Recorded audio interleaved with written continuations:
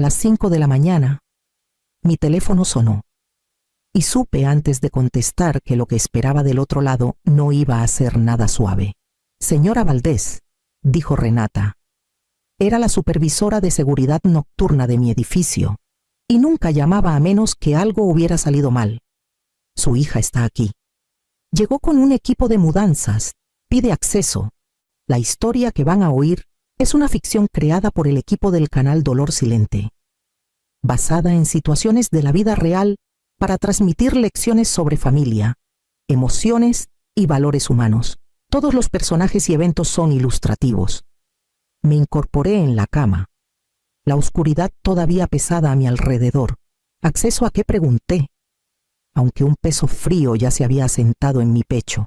Dice que usted necesita mudarse, continuó Renata, su voz ahora cuidadosa. Les está diciendo que el departamento le pertenece a ella. Dice que es urgente. Bajé las piernas al piso y me quedé ahí un momento, estabilizándome. Me llamo Eufemia Valdés. Tengo 72 años. He vivido en este edificio en la Ciudad de México por casi 4 décadas. Lo suficiente para reconocer cuando algo es un malentendido y cuando es una actuación. ¿Selmira está sola?, pregunté. No, señora. Trajo mudanceros. Ya están descargando equipo. Caminé a la cocina, prendí la luz y llené la tetera. Mis manos estaban firmes. Eso me sorprendió. Esperaba enojo, o miedo, o al menos incredulidad. En cambio, lo que sentía era claridad. Dice que tiene documentos, agregó Renata.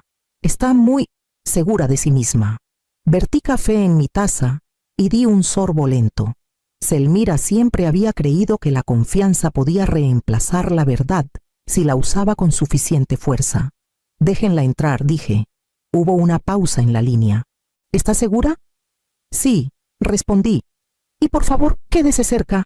Colgué y me recargué en el mostrador, escuchando el zumbido callado de mi refrigerador. En algún lugar abajo, mi hija les estaba diciendo a extraños que yo ya no pertenecía en mi propia casa. En algún lugar cerca, hombres con portapapeles se preparaban para manejar mi vida como si fuera carga. Lo que Selmira no entendía, lo que no podía ver desde el pasillo de abajo, era que este no era el primer movimiento del día, era el de ella. Selmira entró a mi sala como si lo hubiera ensayado, hombros echados para atrás, voz ya calentada para un público. Ahí está, dijo, sonriendo demasiado rápido. Mamá, esperaba que todavía estuvieras dormida. Esto ya es lo suficientemente estresante. Renata se quedó cerca de la puerta. Su expresión imposible de leer.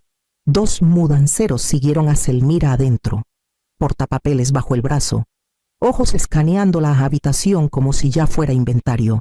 ¿Qué pasa aquí?, preguntó Renata, profesionalmente neutral. Selmira no dudó. Mi mamá ya no está segura viviendo sola. Ha estado confundida, olvidando cosas. Estamos manejando la transición hoy para que no se ponga más difícil para ella. La miré. ¿Confundida sobre qué? Selmira suspiró. Del modo en que la gente suspira cuando quiere que los testigos crean que han hecho todo lo posible. Mamá, por favor no hagas esto frente a todos. Marco rondaba un paso atrás de ella. Manos en los bolsillos. No me miró. Rara vez lo hacía cuando las cosas importaban. ¿Alguno de ustedes quiere explicar por qué extraños están tocando mis muebles?, pregunté. Selmira se giró un poco. Lo suficiente para incluir a los mudanceros. Pueden empezar por la recámara principal, dijo. Etiqueten cualquier cosa personal para almacenamiento. Lo demás puede empaquetarse normal. Uno de los mudanceros dudó. Señora, usualmente necesitamos confirmación del dueño. Selmira metió la mano en su carpeta y sacó un montón de papeles. Eso no será problema. Renata miró los documentos. Luego a mí. Señora Valdés, me acerqué. Los papeles tenían mi nombre impreso prolijamente en la parte de arriba. Eufemia Valdés. Limpio, oficial. Selmira los sostenía como un escudo. Esto me da autoridad, dijo Selmira. Temporal, claro, hasta que todo se acomode. ¿Acomodé cómo?, pregunté. Bajó la voz. Asistencia residencial, algún lugar cómodo. Ya lo hemos platicado. No lo hemos hecho, dije. Su sonrisa se apretó. Mamá, por favor, estás probando mi punto. Los mudanceros empezaron a etiquetar habitaciones. Cinta azul en el marco de la puerta. Notas a mano. Almacén. Donar. Marco habló al fin. Bajito. Es mejor así. Miré la firma en la página de arriba. Parecía la mía a primera vista. La forma estaba bien. El flujo estaba mal. Demasiado cuidadoso. Demasiado practicado. Algo frío se movió en mi estómago. Fuera de la puerta abierta, vi a la señora Klein del departamento de enfrente reducir el paso, fingiendo checar su teléfono mientras observaba todo. Selmira se enderezó. La confianza completamente en su lugar. Lo estamos haciendo ahora, dijo. Ya está arreglado. No dije nada. Ya no necesitaba. No más. La primera vez que Selmira ofreció ayudar, me dejé creer que venía del amor. Fue una semana después de que mi esposo muriera. La casa estaba llena de guisados y lástima callada. Y Selmira se quedó después de que todos se fueran. Se paró en mi cocina, manos envueltas alrededor de una taza que ni había tocado. Mamá, no deberías lidiar con papeles ahorita, dijo con suavidad. Déjame encargarme de las cuentas por un rato. Puedo manejarlo, le dije. Sonrió. Sé que puedes. Solo que no deberías tener que... Así que le di un montón de sobres. Así empezó. Pronto pasaba cada pocos días. Te llamó el banco. Decía, ya lo manejé. O cambie tu contraseña en línea. Hay tantos fraudes apuntando a la gente grande ahora. Cada vez su preocupación sonaba razonable. Cada vez me sentía un poco menos firme sobre mis propios pies. Cuando el correo empezó a desaparecer, le pregunté. Lo reenvié, dijo. Olvidas cosas, mamá. Así nada se pierde. Sí se perdió, solo que no por accidente. Calixto dejó de llamar por ese tiempo. Al principio asumí que estaba ocupado. Luego pasaron semanas. Cuando se lo mencioné a Selmira, frunció el ceño. Está abrumado, dijo. ¿Sabes cómo se pone? No quería preocuparte. Después, supe que le había dicho que yo necesitaba espacio, que no estaba para pláticas largas, que era mejor si todo pasaba por ella. Una noche, le dije que quería manejar mis propias citas con el doctor de nuevo. Rió suavecito. ¿Por qué querrías ese estrés de vuelta? No soy indefensa, dije. No, respondió, todavía sonriendo. Solo estás de luto. Esa palabra se volvió su llave. Cada desacuerdo volvía a ella. Si la cuestionaba, estaba emocional. Si resistía, confundida. Si insistía, difícil. Lo dejé pasar porque la casa estaba demasiado callada, porque las noches eran largas, porque se sentía más fácil dejar que mi hija tomara el volante que admitir lo sola que estaba. Parada en mi sala ahora, viendo extraños etiquetar mi vida. Finalmente, entendí lo que Selmira había estado haciendo todo este tiempo. No tomó el control de golpe, me enseñó a entregarlo.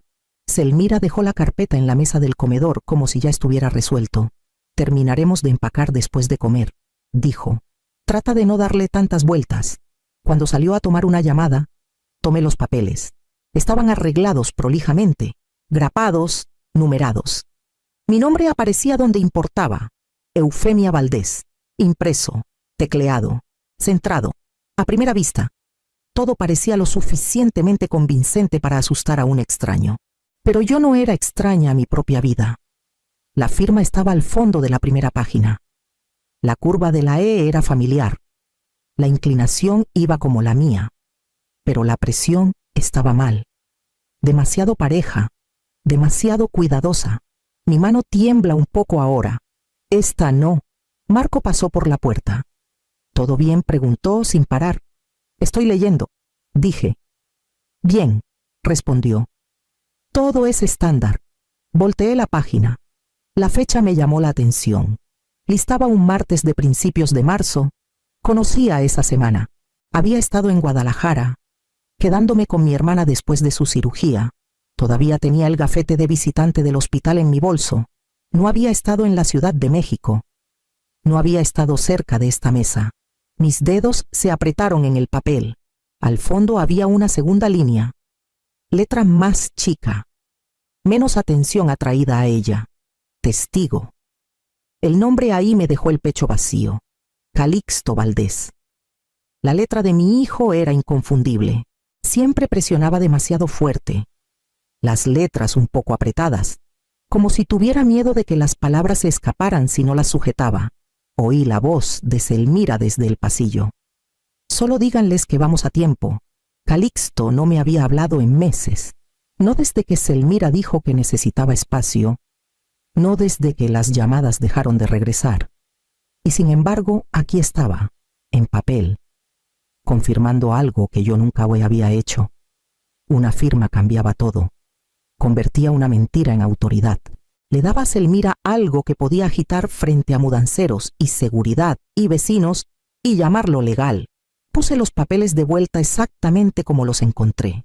Cuando Selmira regresó, me sonrió, segura y sin preocupaciones. Le devolví la sonrisa, igual de cuidadosa, porque ahora sabía la verdad. Y ahora sabía que no era la única que ella había jalado a esto. Esperé hasta que Selmira estuviera distraída antes de salir al pasillo y cruzar al departamento de al lado. Elodia Pérez abrió su puerta antes de que tocara. Me miró la cara un largo momento.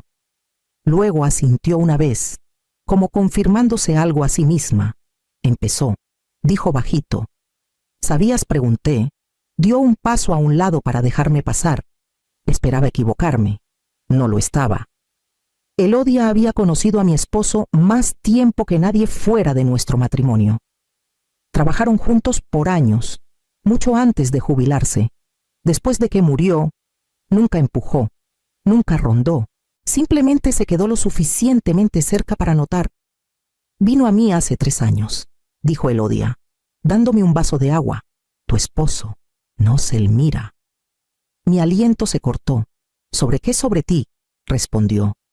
¿Sobre qué podría pasar si el duelo te hacía generosa con la gente equivocada? Me senté despacio. Dijo que la familia no siempre significa seguridad, continuó Elodia. Dijo que si alguien alguna vez trataba de forzarte a salir de tu propia casa, vinieras a mí de inmediato. Forzarme a salir, repetí. Sí. Me miró a los ojos. No pedir, no sugerir, forzar. Pensé en los mudanceros, las etiquetas, la voz de Selmira diciéndoles a extraños que estaba confundida. No sabía, dije. Ese era el punto, respondió Elodia. No quería que vivieras con miedo, quería que vivieras en paz. Metió la mano en un cajón y sacó un sobre delgado. Sin marcar, no me lo dio.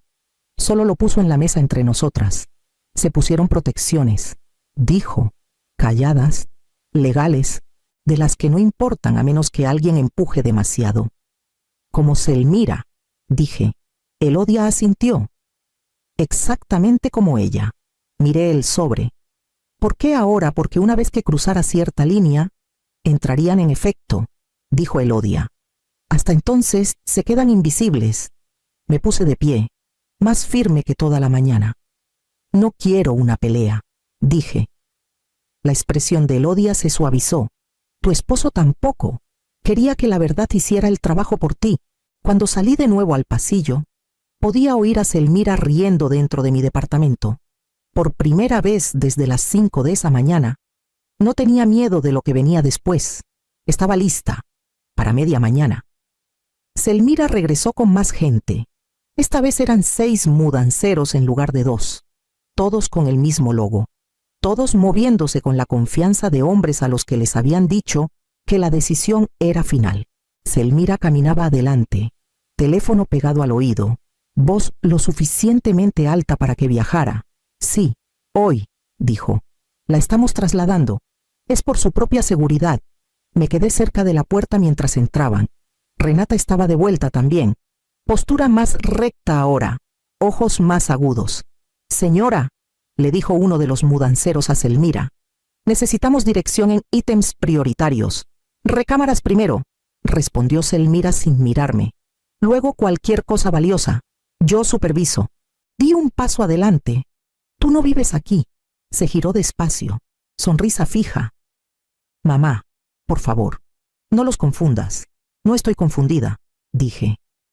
Miró a los mudanceros. ¿Ves a qué me refiero? Marco iba atrás de ella, sosteniendo un portapapeles esta vez. Todavía no me miraba.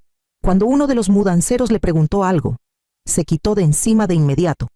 Pregúntale a Selmira, dijo. Ella está a cargo. La puerta del pasillo de enfrente se abrió. La señora Klein asomó. Luego otro vecino. Murmullos siguieron. Nadie me habló directo. Hablaban alrededor de mí. Oí que se va a un asilo, murmuró alguien. Pobrecita, dijo otra voz. Selmira asentía, alimentando la historia. Ha sido duro para ella desde que papá se fue, le dijo a nadie en particular. Hemos estado preocupados. Sentí el peso de esas palabras caer sobre mí en público, pesado y falso. Elodia apareció brevemente al final del pasillo. Con el abrigo ya puesto, no habló, me miró a los ojos y dio el meneo más chiquito de cabeza. Todavía no. Selmira confundió mi silencio con rendición. Se movió más rápido, más fuerte. Vamos a tiempo, anunció. Mantengamos las cosas en movimiento. Un mudancero alcanzó una foto enmarcada. Levanté la mano. Deja eso, dije bajito. Selmira suspiró.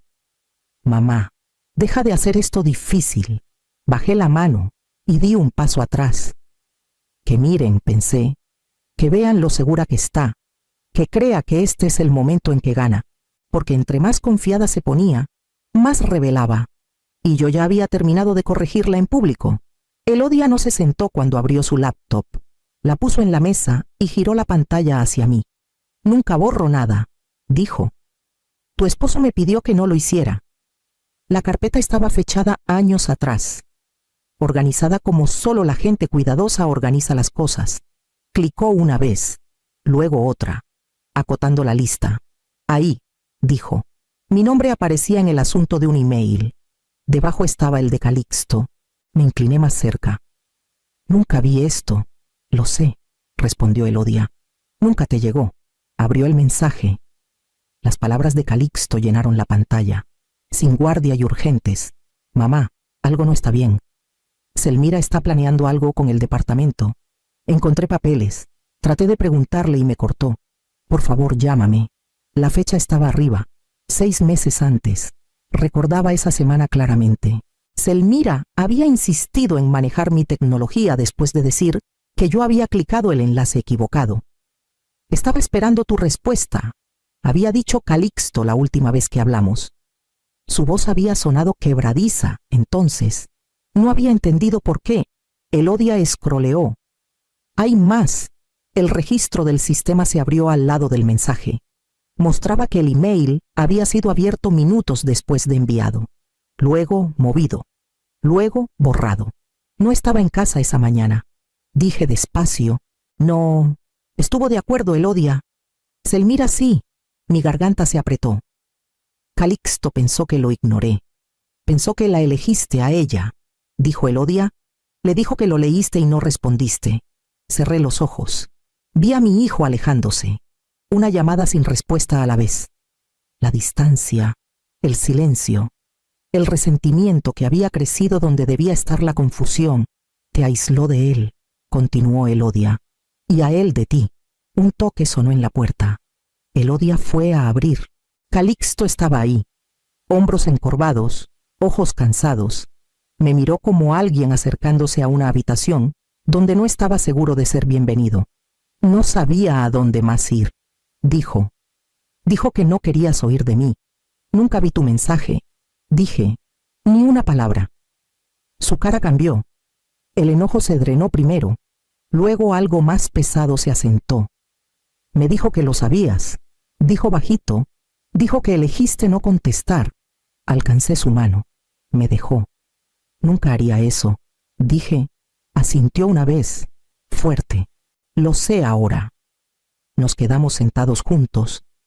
El espacio entre nosotros lleno de todo lo que Selmira había tomado sin tocar un solo objeto. No solo había tratado de robar mi casa. Había borrado mi voz y convencido a mi hijo de que era mi elección. La reunión tuvo lugar 2 días después. No en mi casa, ni en la de Selmira. Tomás Kline insistió en terreno neutral. Tomás ya estaba sentado cuando llegamos, su postura precisa. Una carpeta delgada centrada frente a él. Se paró cuando entré. Asintió una vez y gesticuló para que me sentara. Elodia tomó la silla a mi lado. Calixto se quedó de pie cerca de la pared. Selmira llegó última. Entró sonriendo, carpeta bajo el brazo, tacones clicando con propósito. Marco la siguió un paso atrás, ya distraído por su teléfono.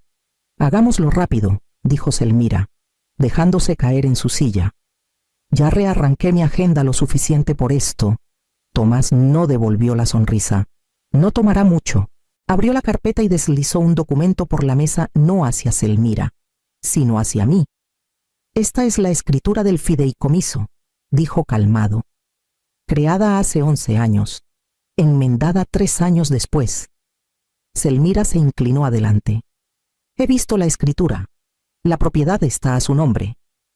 Tomás asintió. «El fideicomiso es dueño de la propiedad. La señora Valdés es la beneficiaria. No puede venderla. Ni usted.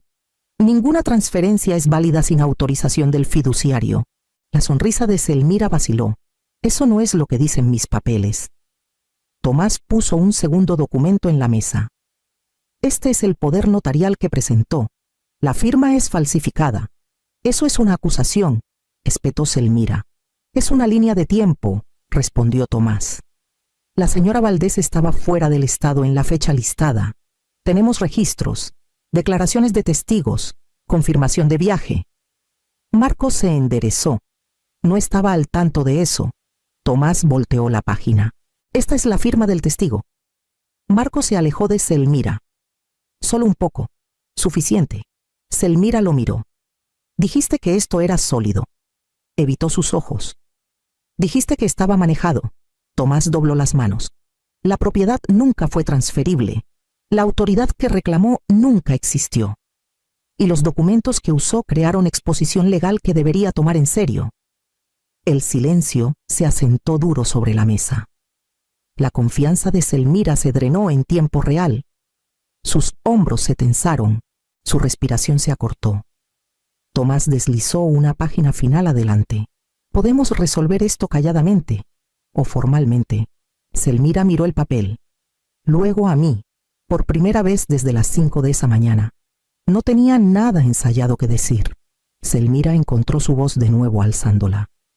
«Esto es absurdo», dijo, empujando hacia atrás de la mesa. «Lo planearon. Las dos», apuntó a Elodia. «Luego a mí. Siempre me han tratado como el problema. Desde que papá murió, me cerraron la puerta». «No te cerré la puerta», dije. «Te confié». Rió afilada. «Eras incapaz. Alguien tenía que meterse». Tomás no interrumpió. Esperó, manos dobladas, dejándola gastar el enojo en el que había confiado por años. Marco carraspeó. «Selmira, tal vez escucha». Se volvió contra él. «No empieces». Calixto dio un paso adelante entonces, poniéndose al lado de mi silla. No me tocó. No necesitaba. Su presencia cambió la habitación. «Me dijiste que mamá leyó mi mensaje y lo ignoró», dijo. Su voz estaba firme ahora. «Me viste alejarme de ella.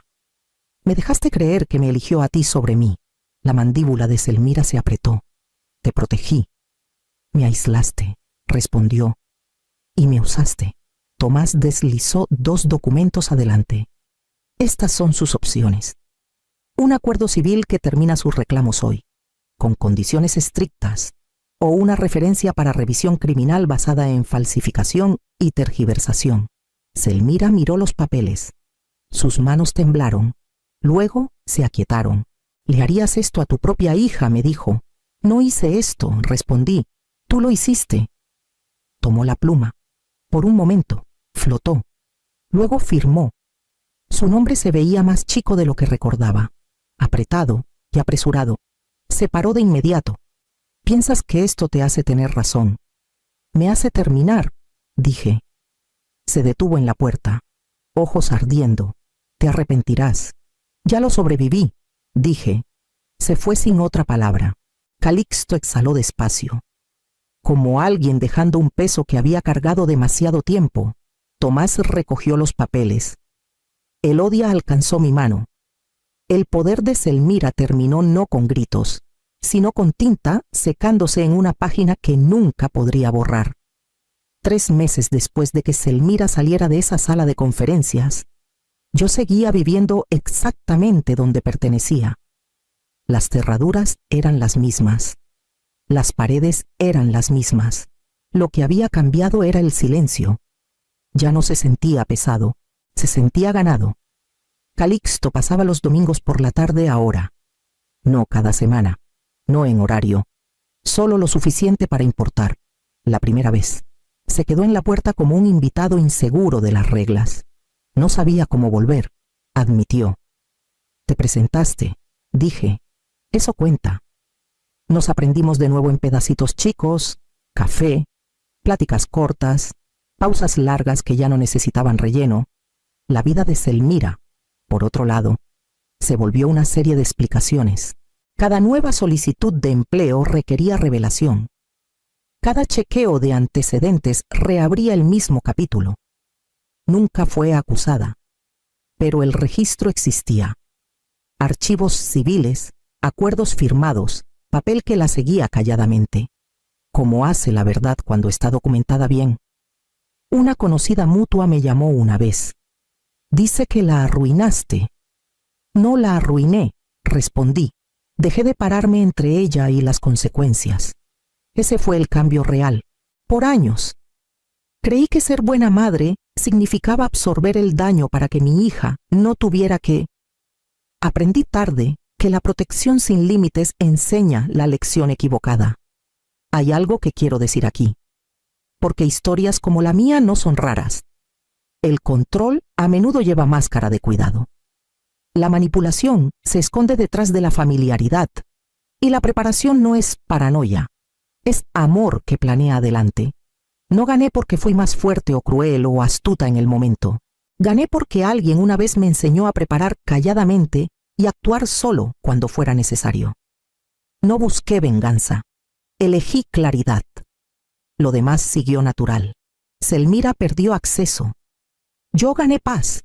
Si se han quedado conmigo hasta aquí, tomen un momento para dar like a esta historia, dejar un comentario o suscribirse. Leo cada respuesta, y su apoyo ayuda a que estas historias lleguen a gente que necesita oírlas. Algunas lecciones vienen envueltas en pérdida, otras llegan disfrazadas de conflicto. Las que se quedan son las que te enseñan dónde termina tu responsabilidad y dónde empieza la de alguien más. Lo que se quedó mío nunca fue solo la casa. Fue mi voz,